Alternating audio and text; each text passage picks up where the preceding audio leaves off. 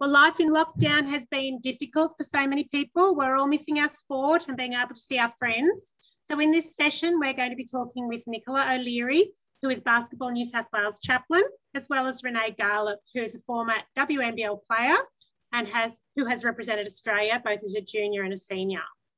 Nicola and Renae are going to talk about what it takes to face challenges, stay positive, and be able to bounce back. So when the courts do reopen, you'll all be ready to go. Just a few things about this Zoom and how it'll run. We have muted everybody, but please use the chat function to type in some questions if you have some questions, and we'll hopefully get to those at the end. Of course, if you don't want to be seen, you are able to turn your camera off. Just before I hand over to Nicola, I'd like to say thank you to Spalding, who is Basketball New South Wales official ball partner. Thanks, Nicola and Renae, for joining us. Now over to you. Thank you. Thanks so much, Christy, and thanks to Basketball New South Wales for having us along this afternoon, and thanks everyone for joining in. Hey Renae, thanks for joining me as well. It's great to have you along for this chat, and thanks to everybody who has come online at lunchtime. I hope you've been enjoying this fantastic carnival that Basketball New South Wales has put on for you, because as Christy said, we have been facing a really challenging time in New South Wales. I'm not sure where you're all from, but we have all been locked down for various points of time, and we've missed out on many experiences, including cancellations in our sport.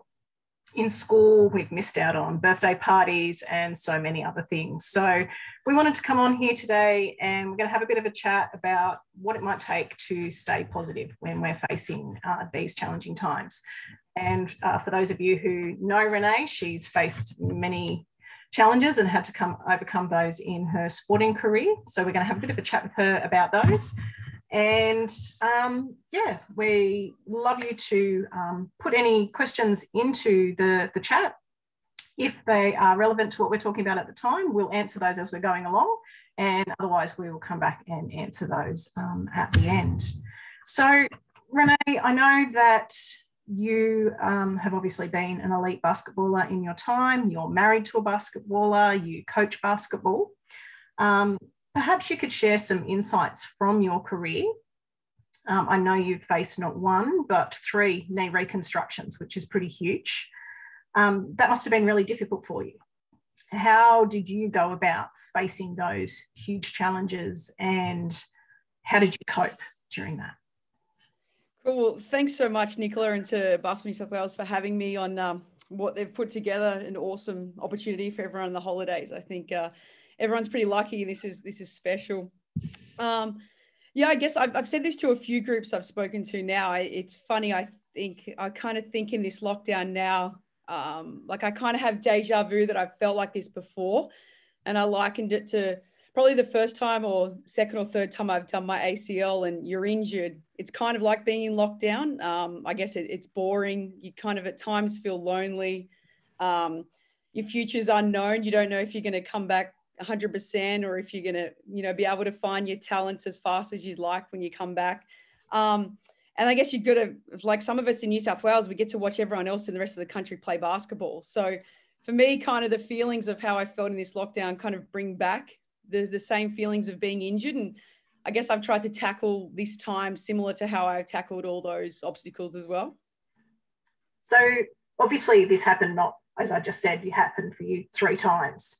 Was it the same each time, or were there things you learnt and took away from each experience? So did it get perhaps easier, or was it harder with each experience when you had to go through those rehabs?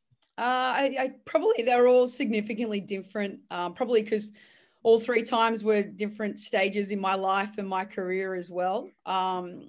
Definitely the first time was kind of the easiest and the hardest, probably because it was, you'd say, easy because you didn't really know what was ahead of you. So you could kind of go in more optimistic, I'd say.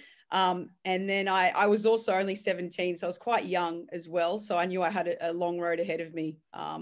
So the tasks and the kind of habits I developed probably the first time kind of helped me through the other 2. And the other 2 were a lot easier because I knew what was ahead of me. But then also, I guess that was also hard knowing what was ahead of you and how hard it was going to be. However, yeah, definitely having a plan and kind of following them through each time helped me through to stay positive and to kind of stay task focused.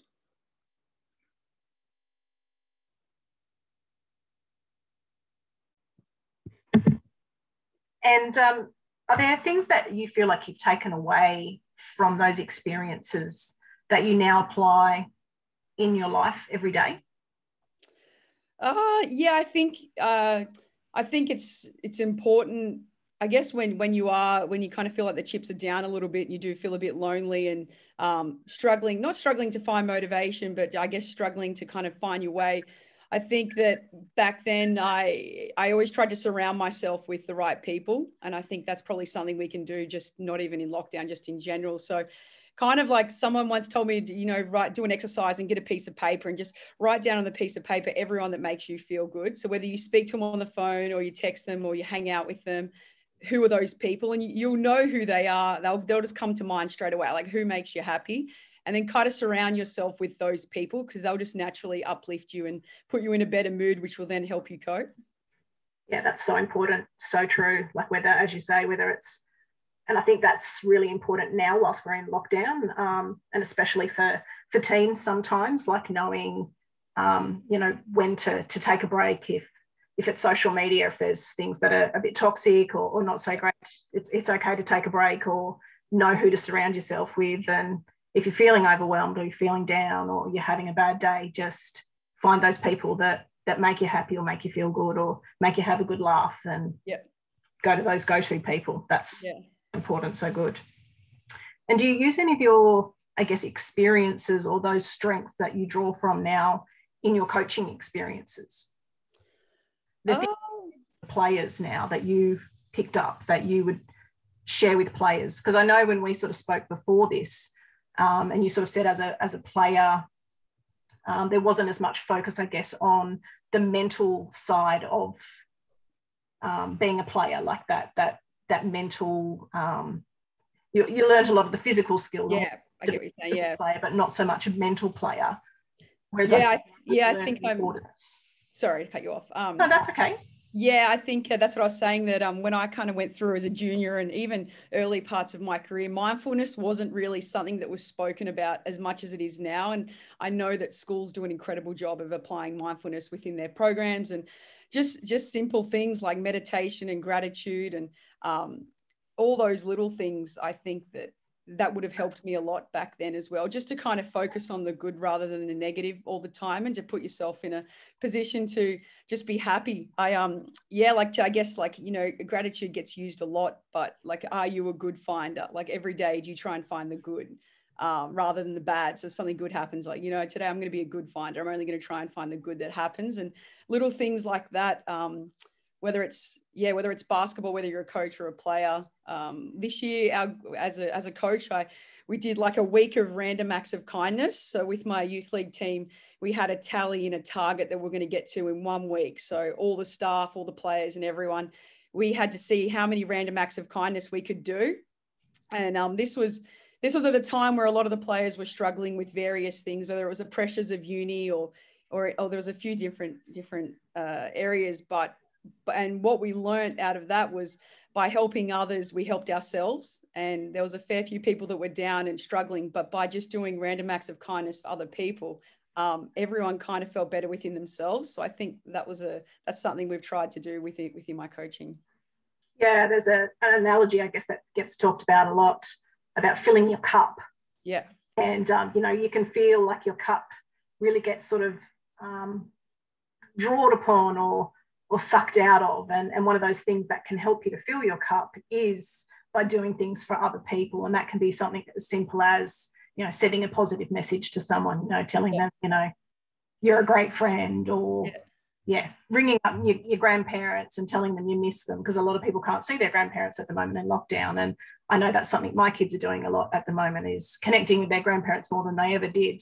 Yeah. I know that makes my mum and dad feel great. So it's this reciprocal thing. And so that the moments of affirmation, like affirming other people, and gratitude and that sort of thing, that mindfulness, that grounding yourself in the now, the here, just reminding yourself that it's okay to make mistakes. That's how we learn.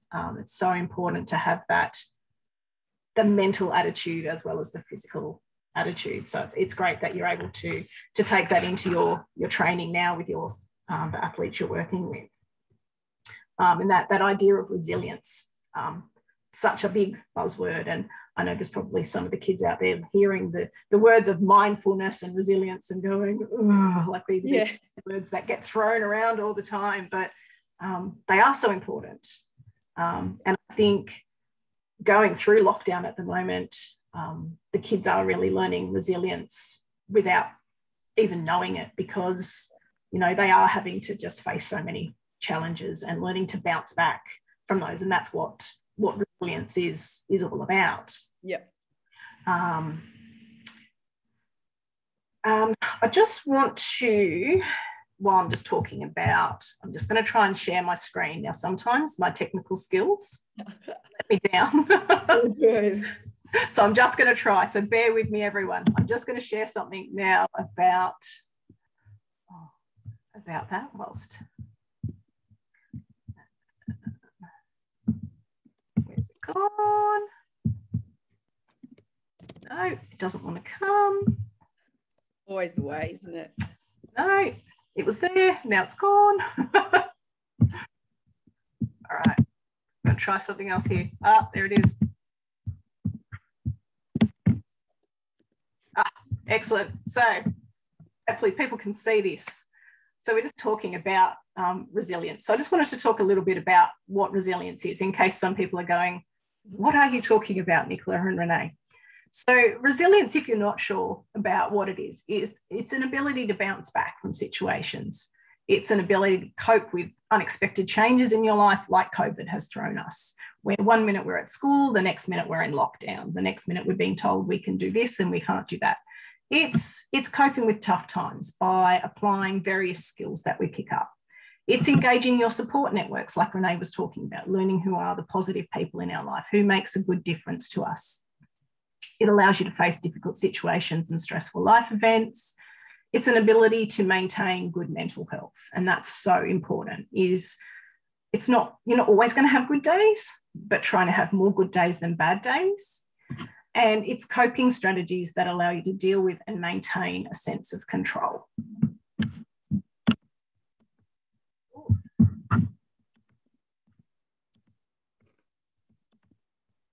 Did that work?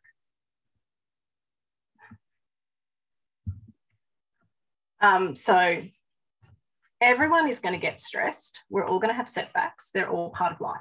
We can't avoid these stresses. We can't, but we need to have these coping strategies, and everyone's going to have different coping strategies. Renae, do you have any particular coping strategies that you use on a daily basis or with your teams that work for you and help you to deal with challenges? Yeah, I guess when I'm feeling stressed, or I guess to use lockdown as a time, or even when I've been injured, I like to plan my next day. So I like to write a list of what I'm gonna achieve next day, and I'm big on just crossing things off. I also think that you have to have something on the next day that you're looking forward to. So if you're planning your day for the next day and write it down the night before, then put something on there that you're looking forward to. So then subconsciously, when you go to sleep and you wake up, you'll be excited for the next day because you know you've got something. It could be anything at all. I like to do that.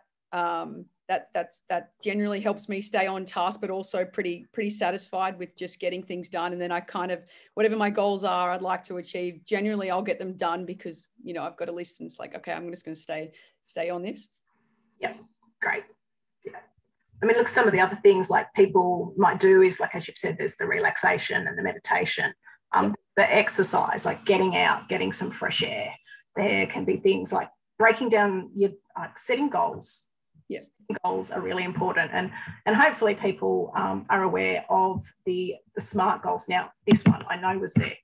Here we go. SMART goals.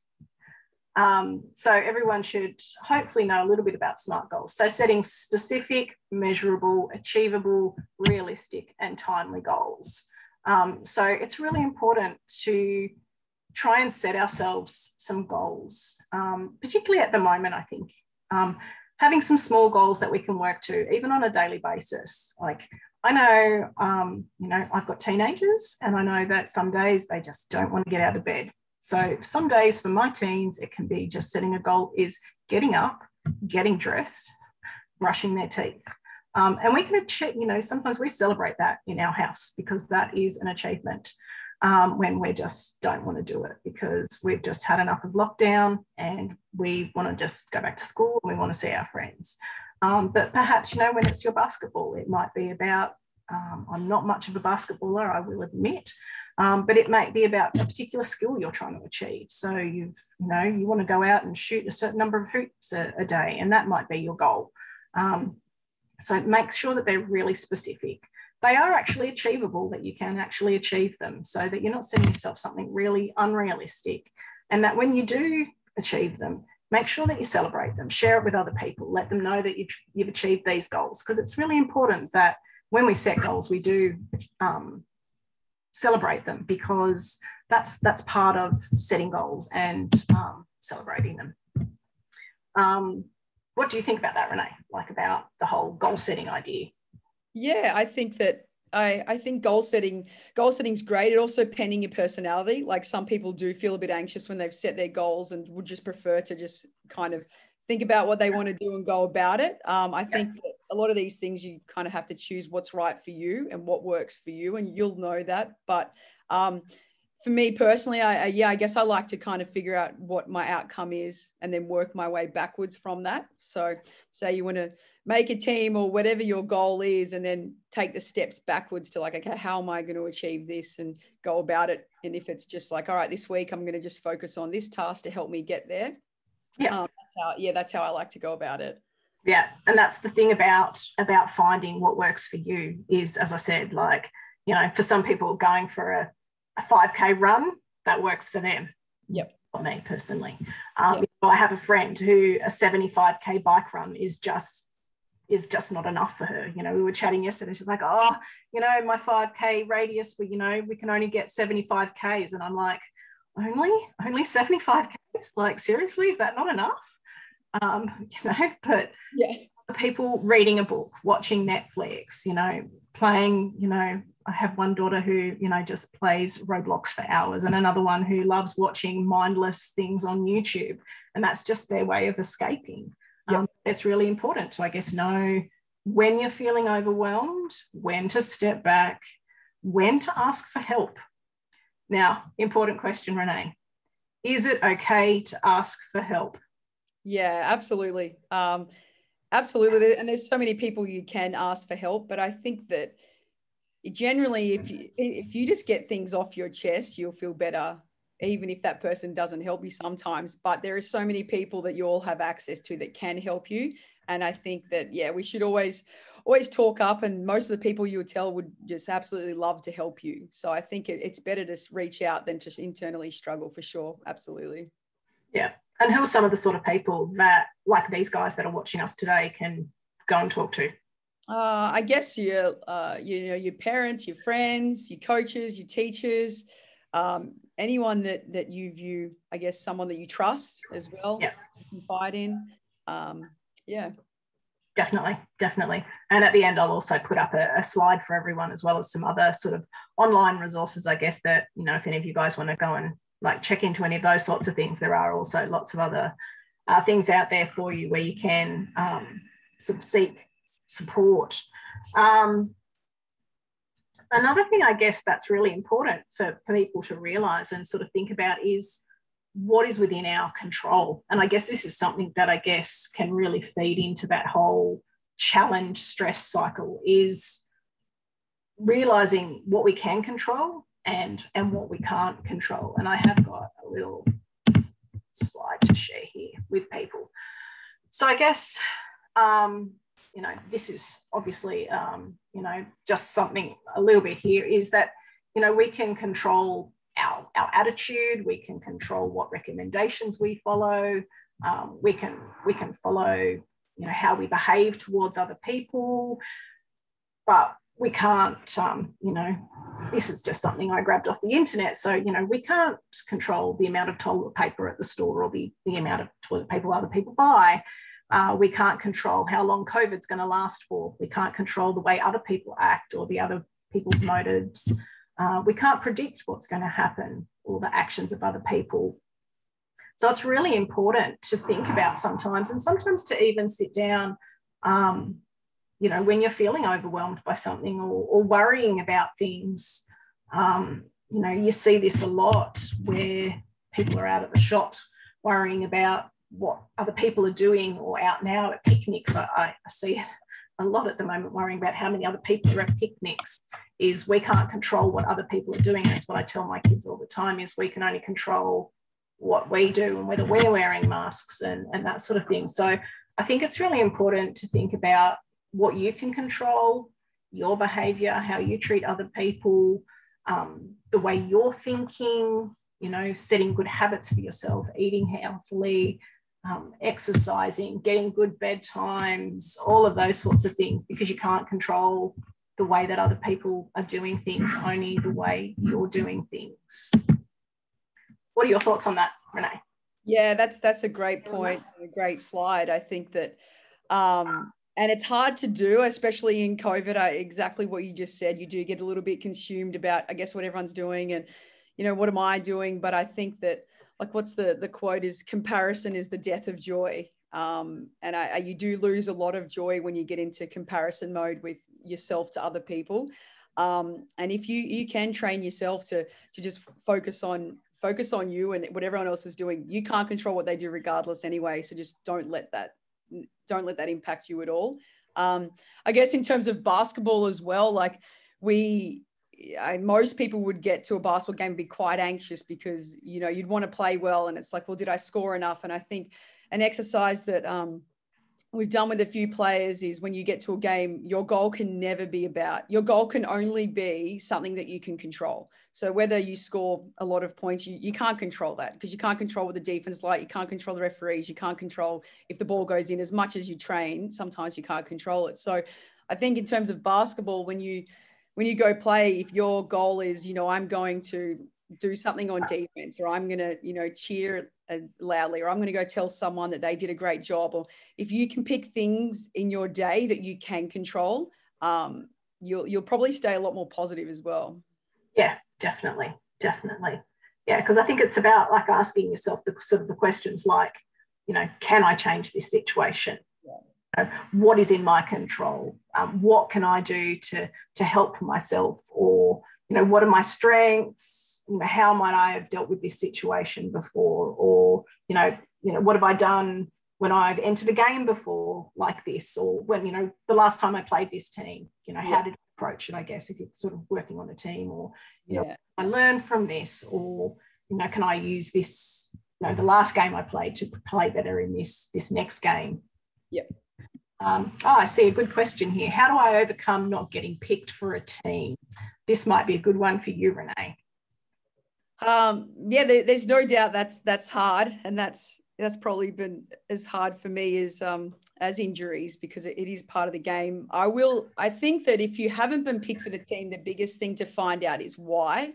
So and not in a negative way, just in a positive way, just ask for feedback. So find out the reason you didn't make the team, and then after that, it's kind of exciting, because whatever the reason is, if you're not strong enough, or you're not quick enough, or whatever it is, then you can go away and work on that, because whatever, and just use that to drive you so that doesn't happen again. So whatever the reason you didn't make that team for, find it out, and then use that as your motivation to move forward and say, I'm never going to not make a team because of that again. And if it's something else, well, then you just keep working on those things. But I think don't let it get you down too much, because, you're not getting cut because you're a bad person. That's generally never what happens. So it's not about you as a person, but I'd say use the reasons in a positive way to then get better. And then, if you've been cut from a team because you're not good at something and then you get better at it, that's great. That's a positive, because maybe you wouldn't have known that if you'd made the team. So you've got to try and look at it, how it can help you moving forward. There's quite a few questions coming up. How can you stop playing the sports that you like to play? And have you gotten, have you gotten, an injury? Sorry, what was that one? Sorry, I'm just reading out the from the chat. How can you stop playing the sports that you like to play? Yep. And have you gotten an injury? I think we know, yes, she's had an injury. Not sure what that one's asking. Maybe they can clear it up in another message. We'll go to another question. I'm not quite sure. Maybe that person might be able to rephrase that question. As a coach, how can you help players to change their mindset to be more positive when perhaps their family also has a negative mindset? I think that if you could just pull that player aside and one-on-one just ask them questions like what is their goal, how do they want to get there, and what's the ideal outcome for them, and then kind of allowing them to express how they feel, because I think, you know, sometimes people do feel pressure from themselves or from their family or external factors, and to kind of just walk them through it and talk them through it, and then help them understand that for the greater good of the team, we need to achieve this together, and how can you help us so we can help you, and then kind of just get on the same page with it and just let the athlete feel heard. I think it generally helps. Yep. Now there's a question here that says, what age do teams start to ask questions on your personality? Oh, I don't know. You've stumped me. I'm not too sure. Hopefully they always just look at you as a player and accept your personality. That would be what. Yeah, I think whatever personality you've got, we have to embrace that. I think everybody has some have similar personalities, but I think that the most successful team it's been proven that they have a large makeup of different personalities, and that's why it works. If we all had the same personality, it wouldn't work and it'd be pretty boring. How can we take the next steps to becoming a better basketballer? I think the next steps to becoming a better basketballer would be to find out what you need to work on and how you can go about that. So chat to people that know your basketball game and that can help you with that for sure. And then kind of just figure out a way to work as hard as you possibly can. And if whatever you figure you want to achieve, then just go for it. You have enough people probably within this program or within your associations to help you with those resources, and then just get to work. Just leave no stone unturned, I say. Great. And Edie wants to know when you started playing basketball and when your most recent injury was. I started playing basketball. I started playing a bit late, actually. I played netball first, and then I started playing basketball when I was 12. And my most recent injury, I did my ACL the third time, probably about 3 years ago now. Have you ever thought about quitting basketball? And if so, why? I don't think I ever thought about quitting. There's definitely been a lot of really hard times where through not making teams or having really tough coaches, or just personally, there's been a few times coming back from injuries where I just wasn't good at basketball, and mentally I just couldn't. Mentally, I found it really hard to get over the hurdles of, I had a lot of fear around getting injured again. And for me at those times, basketball just wasn't fun because I couldn't play as freely as I'd like to play. So the thought definitely entered my mind, over the span of 12 years, quite a few times, but it always came back to, well, why do I play basketball? So even if I'm not as good as what I was through injuries, why do I play? And the reason I played was I just loved the friendships and the connections I made. And even everyone I played reps with, whether you play reps or, for Australia with people, those friendships will just last you forever. And it's funny, as you retire, people say, what do you miss the most? And you generally just miss being on road trips and just chatting to people. So I think that even though I had those thoughts of quitting, what kind of brought you back was the friendships you've made and just how great and fun basketball is. Yeah. Now, I will apologise if I pronounce the name wrong. Amika. How do you stay positive on a bad shooting? I'm thinking maybe a bad shooting day or a bad shooting game. Yep. That's always tough. I think that if you can shift your focus to something you can control, like we said before. So if you can go in and be like, oh, I'm not shooting well, like I'm not don't stop shooting. If the opportunities are still there, still take your shots. But then you've got to weigh, okay, you know what? I'm not going to let my player catch the ball, or I'm going to set really good screens. So every single player in my team gets open and they're able to, you know, do what they do. So when you're not shooting well, think of ways how you can help other people, whether it's cheering someone on, giving them a compliment, or just doing the little things in basketball that we can all control. That will help shift your mindset. And then say if you get a steal, or you know, set a really good screen, that'll give you some confidence, and then probably your next shot will go in. Great. How can you stop playing a sport that you like when you've been injured? So I think it's perhaps maybe like the injury stopped you from playing. Yeah. I guess it depends how long as well. You know, if you love playing that sport and you can't play because of injury, there's still a lot of things you can do to improve. Probably to, like, so if you're whatever part of your body you injure, I guess unless it's your back or your neck or something more serious, but you can always find a way to get better. And that was probably my mindset every single time I got injured. I kind of said, all right, once this is done, I'm going to come back better at this, whether it's, you know, my left hand or ball handling, or I want to be able to shoot with both hands from a jump shot or anything. I think when you're injured, you can still find a way to come back better, like similar to lockdown. There's something you could all be doing right now that you couldn't do before lockdown. So if you're injured and you can't play your sport, probably try to find something within your sport that you can still do. Yeah. So I guess this one sort of maybe touches on a similar sort of thing. Was there anything in particular you had to do to build up the confidence to return to the court after injuries? Playing one-on-one really helped me. So playing one-on-one with someone else and just kind of getting hit and slowly building up my confidence up that way. There was some times after my second one, I struggled a lot more than the first mentally, and just getting some exercises, just off some sports psychologists, just how to overcome the fear and kind of retrain my thinking a little bit. That all helped as well. But to be honest, probably just getting out there and getting it done helped the most. Yeah.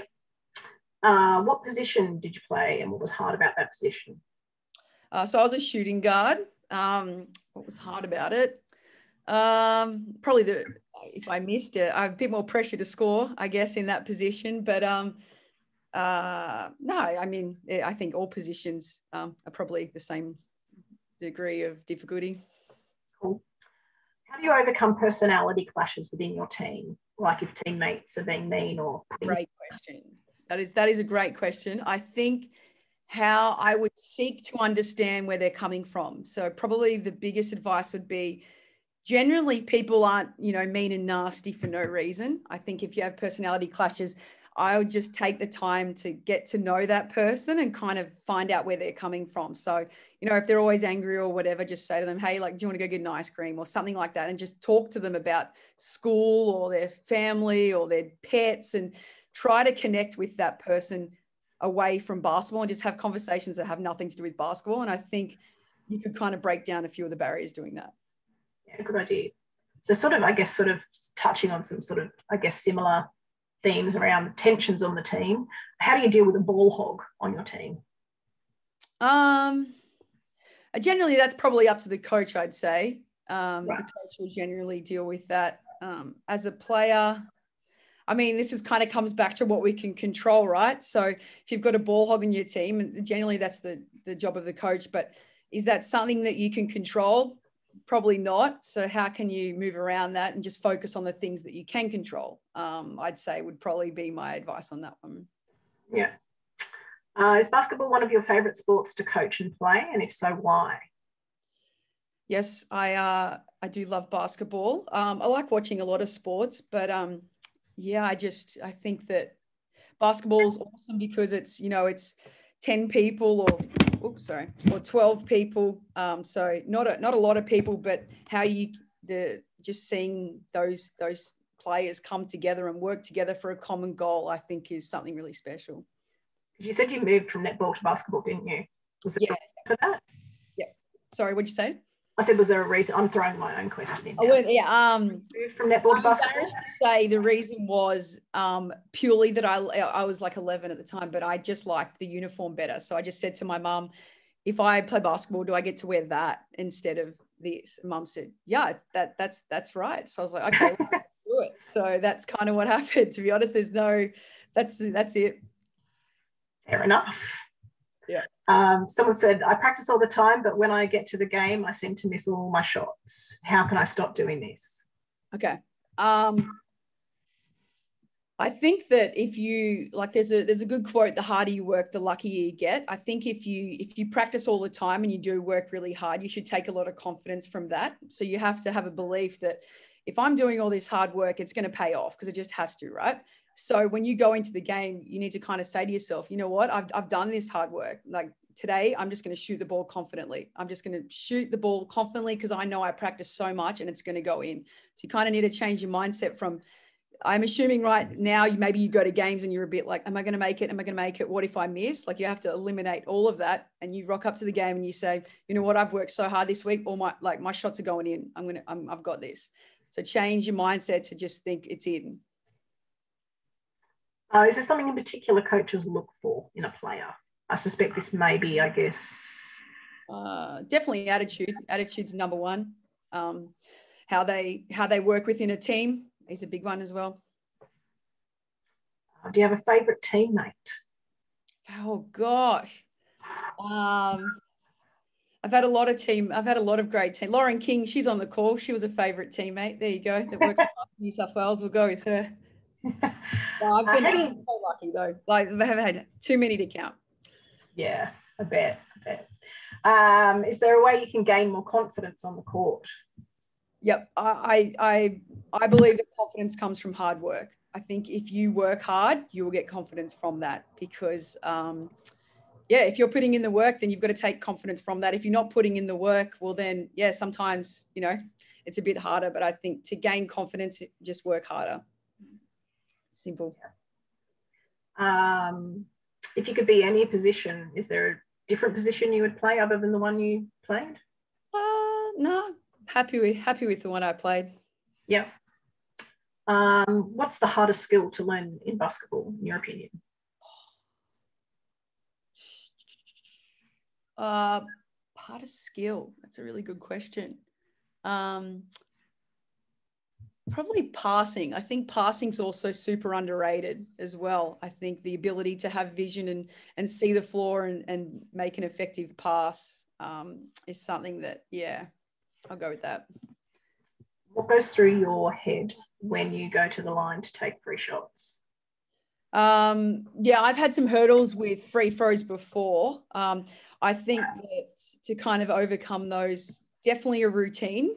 So pick a routine, whether it's 2 dribbles, 3 dribbles, 1 dribble, and then say something. So the one I had most success with was like I dribble the ball 3 times and then catch it and just focus on the back of the ring and just say to my head, it's in, and then shoot it and just make sure I follow through. Or you could have 3 words. So it could be dribble, eyes, follow through. Or I just pick something that works for you, so that when you get to the free throw line, you're not thinking, is it going to go in? Is it going to miss? And you just have that routine set.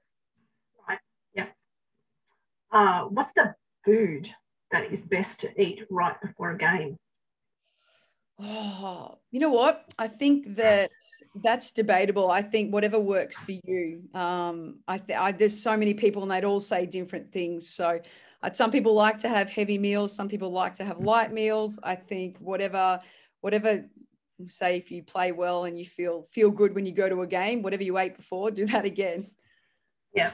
Here's a good one. How do you prevent acting out on anger during games or frustration? Yeah, that's a good one. There's a few, like, I guess you could just, when you know that's going to happen, just focus on something in the stadium. So whether, and just take a couple of deep breaths, but if it's in the play of the game, you probably just have to focus on the next play. So say you missed a shot or you threw a bad pass, just focus on next play. And you could even say to yourself, next play, and just move on to what you've got to do next. Because then I guess if you dwell on that too long, then you're making it about yourself and not the team, because you're probably going to hurt the team on defense, or if it's the opposite way. So if it's in like a timeout, or if it's at halftime, or if you're on the bench, then you could just take some deep breaths and just kind of think, all right, what am I going to do next that I can control? And just always take it back to what you can control and try to do that. Great.